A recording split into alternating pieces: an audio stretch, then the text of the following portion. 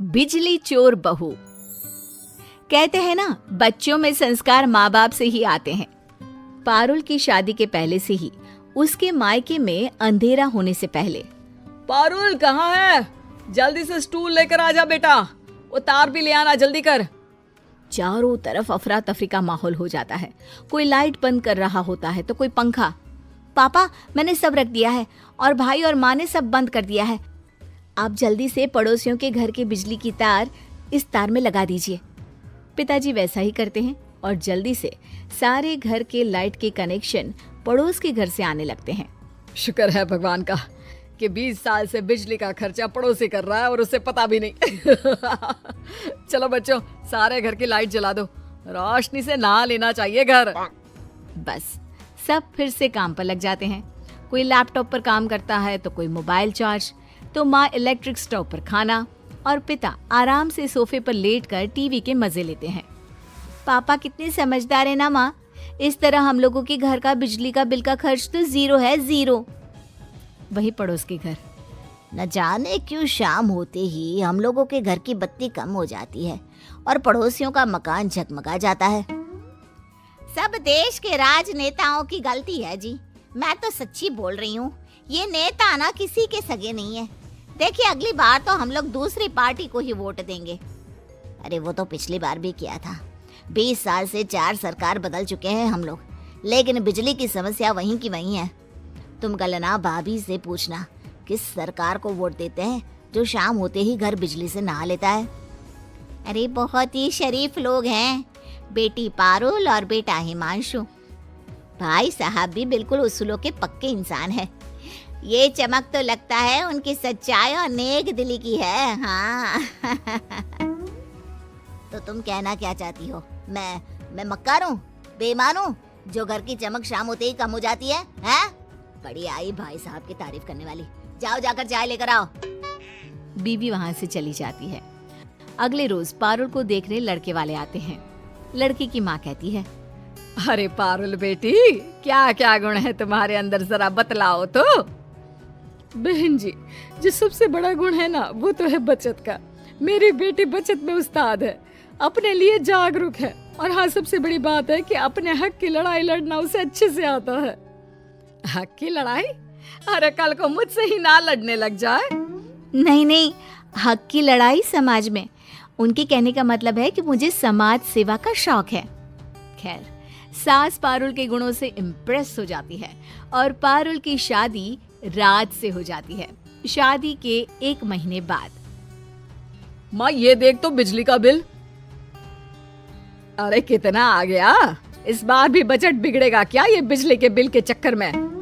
माँ देख तो, बिजली का बिल सिर्फ 200 रुपया आया है। हैं? ये कैसे हो सकता है बेटा? AC, cooler, TV, fridge, laptop, mobile सब तो चल रहा है, फिर कैसे बिजली का बिल कम आ रहा है? जा जरा बिजली विभाग में दिखा कर तो आ। तभी वहाँ पारुल आ जाती है। हद है माँ जी, लोग उन लोगों के पास जाते हैं कि हम लोगों का बिल बढ़कर आया है, आप जाओगी कि कम आया है? अरे हंसेंगे सब आप लोगों पर। अरे बचत ही की है ना हम लोगों ने। चलिए। हाँ माँ, पारुल सही तो बोल रही है। सारा दिन पारुल को मैंने गर्मी में बैठे हुए देखा है। हाँ, क्योंकि पूरी रात एसी चलता है ना। अरे दिन का तो मुझे पता नहीं, मेरा तो मंदिर और सत्संग का ही वक्त निकल जाता है, लेकिन रात को तो मैं टीवी भी देखती हूँ, मोबाइल भी चार्ज करती हूँ, और तो और कमरे का एसी भी चलाती हूँ। ऐसे में 200 रुपए बिल कुछ पच नहीं रहा। अरे माँ जी, पचाने के लिए मैं हूँ ना, आज चूरन डालकर पराठे बना देती हूँ। बात आई गई हो जाती है, लेकिन किसी को पता नहीं होता कि शाम होते ही पारुल पड़ोस के घर से बिजली चोरी करती है। एक रोज पारुल रिक्शे में बैठकर सास के साथ बाजार जा रही थी कि सड़क पर गड्ढा होने के कारण रिक्शे से गिर जाती है। अरे देखो देखो, मेरी बहू गिर गई। अरे कोई है क्या? बचाओ मेरी बहू को। किसी तरह सब मिलकर पारुल को उठाते हैं। ये सड़क कौन है एमएलए? हाँ, मैं अभी ट्वीट करती हूँ इस सड़क की फोटो खींचकर। अरे सड़क सुधारने की जिम्मेदारी होनी चाहिए, टैक्स देते हैं हम। वो रिक्शा वाला कहाँ गया? कहाँ है वो? माफ कर दीजिए मैडम, वो रास्ते में अंधेरा था तो गड्ढा दिखाई नहीं दिया। वाह जी वाह, ये स्ट्रीट लाइट भी नहीं जल रही है।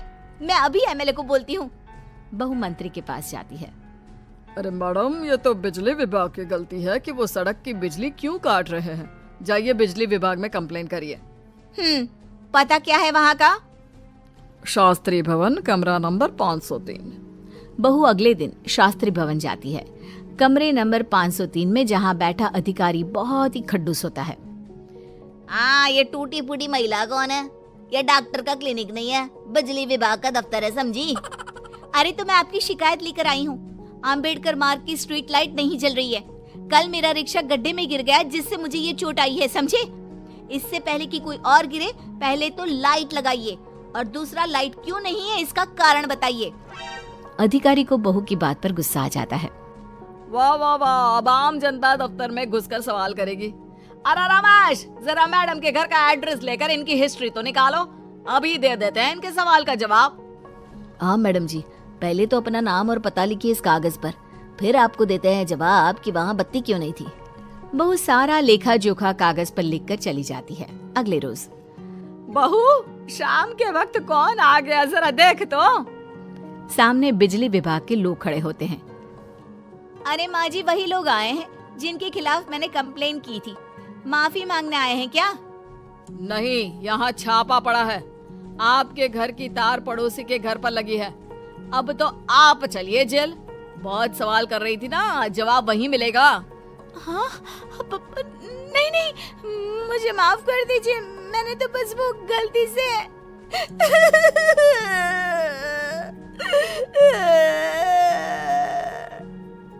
ये बोलकर पारुल रोने लगती है। तभी वहाँ सास आ जाती है। अरे क्या हो गया?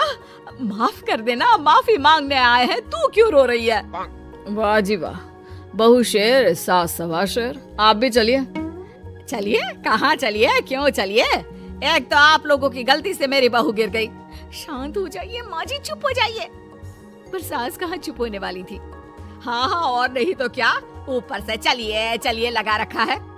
तभी वहाँ पारुल का पति भी आ जाता है। पारुल उसे देखकर जोर से रोने लगती है।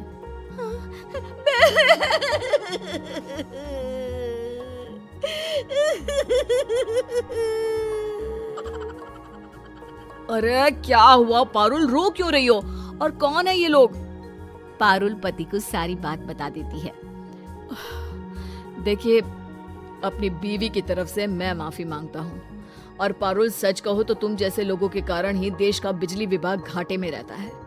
बिजली बचाना सरकार कहती है, लेकिन तुम तो बिजली चोर निकली। और देखो, तुम्हें चोट भी बिजली की कमी के कारण ही लगी।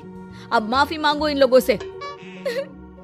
मेरी समझ में बात आ गई है, मुझे माफ कर दीजिए। मैं कभी बिजली चोरी नहीं करूंगी और सरकार के बिजली बचाओ अभियान का हिस्सा बनूंगी।